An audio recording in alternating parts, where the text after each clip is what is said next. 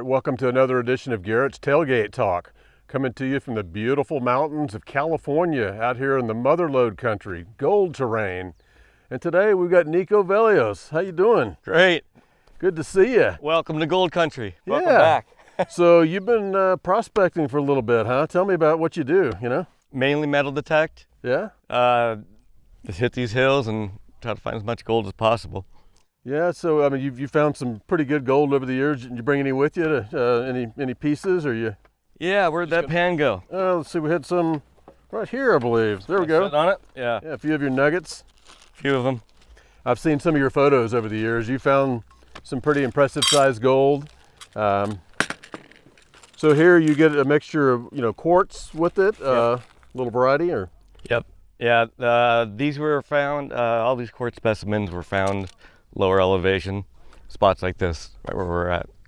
Now you also work the water a little bit too, right? You can get in and do some of that, the wetsuit and all. Yep. Love to snipe, do some diving, get down there under the water and move boulders. We can't dredge out here in California anymore, so that's the way to get it. I'm looking at it, I see here obviously, so apparently you do find some coins time to time, right? From time to time. Tell me about this little beauty. So this is an 1849 U.S. gold dollar, and I found that by ditching Super Bowl Sunday to go metal detecting. Well, that worked out. Yeah. So I've got an 1851, so that's a unique little coin. It's a beautiful thing, and it's not a huge signal, right? But it's a sweet sound. It wasn't laying flat. Yeah, on edge. I'm fairly certain, yeah. So for people thinking about prospecting, I mean, right now it's kind of crazy. The price of gold is all-time high, right? It's wild. I'm afraid to sell. Yeah? Yeah. Hold on to what you got. Yeah. What advice do you have for people that want to think about getting into detecting or sniping or doing some of this prospecting stuff? Do some research on the equipment and connect with a good dealer.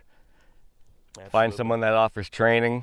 I mean, we have a couple of them here that'll actually give you everything you need to know to find gold, because if you go out there and you watch people hunt coins and rings, or if you come from that type of detecting, it's completely different for finding gold. I've seen a few of your articles. You do some writing for some of the gold publications. Yep. Seen that you run the GM24K, you run the Axiom. You look like you got some experience with a pretty good variety of machines, right? Yeah, I try to run everything. So I like to learn even the competition. Yeah. So for people getting into this, you have the VLF gold machines and you have the Pulse machines. So where would they want, say, an Axiom versus, say, a GM24K? How would you advise somebody getting into this? Well, generally, if the gold is not known to be very deep, I say start with the VLF if you can. If the ground is like this, where it's real red, iron stained and hot, and you just can't get that VLF to calm down, that's when you want to pull out a pulse induction machine. Bad soil conditions.